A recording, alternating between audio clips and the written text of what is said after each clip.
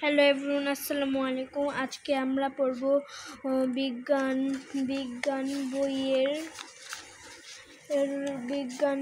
বইয়ের 10 অধ্যায় অনুশীলনী প্রশ্ন। আমি শুধু পড়াবো 1, 2 এবং 5 নাম্বার লিখে দেব। তো এখানে বলছে কোন স্থানের বহু বছরের আবহাওয়া সামগ্রিক অবস্থা হলো। প্রথমে মেঘের ক্ষুদ্র পানি কণা একত্রে মিলিত হয়ে তারপর বাংলাদেশে দেশকালে কুয়াশা পড়ে, এটা হবে শীত।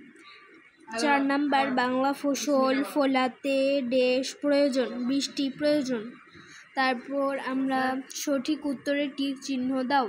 প্রথমে আছে কোনটি আবহাওয়া উপাদান নয়, এটা হবে 1 নাম্বার তাপমাত্রা, খ আর্দ্রতা, গ অক্ষাংশ, ঘ বায়ু প্রবাহ। তো এটা হবে গ নাম্বার। তারপরে 2 নাম্বার আবহাওয়া পরিবর্তনের প্রধান কারণ কি, এটা হবে ক বৃষ্টি, খ কুয়াশা, গ বায়ু প্রবাহ, ঘ মেঘ। এটা হবে ঘ বায়ু প্রবাহ। 3 নাম্বার মেঘ তৈরি হয় কোনটি থেকে, ক বাতাস, খ রোদ, গ শিশির, ঘ জলীয় বাষ্প। এটা হবে ঘ জলীয় বাষ্প। 4 নাম্বার কোনটির উপর কোন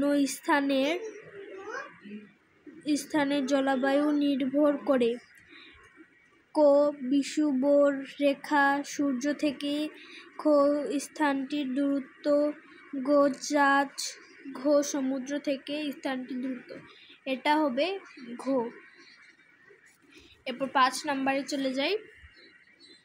এখানে আছে তাপমাত্রা, এটা হবে তাপমাত্রা হবে আর্দ্র বা শুষ্ক। তারপরে আর্দ্রতা, এটা হবে গরম। আচ্ছা, এটা হবে 2 নাম্বার। 5 নাম্বার আর্দ্রতা, এটা হবে মৃদু বা প্রবল। আর্দ্রতা গরম বা ঠান্ডা, বায়ু প্রবাহ ভারী বা হালকা, বৃষ্টিপাত আর্দ্র বা শুষ্ক। সো তোমাদেরকে এই ভিডিওটা দেখার জন্য অনেক অনেক ধন্যবাদ। একটু লাইক করে দিবে আর সাবস্ক্রাইব করে দিবে আমার চ্যানেলটাতে। তো বাই বাই।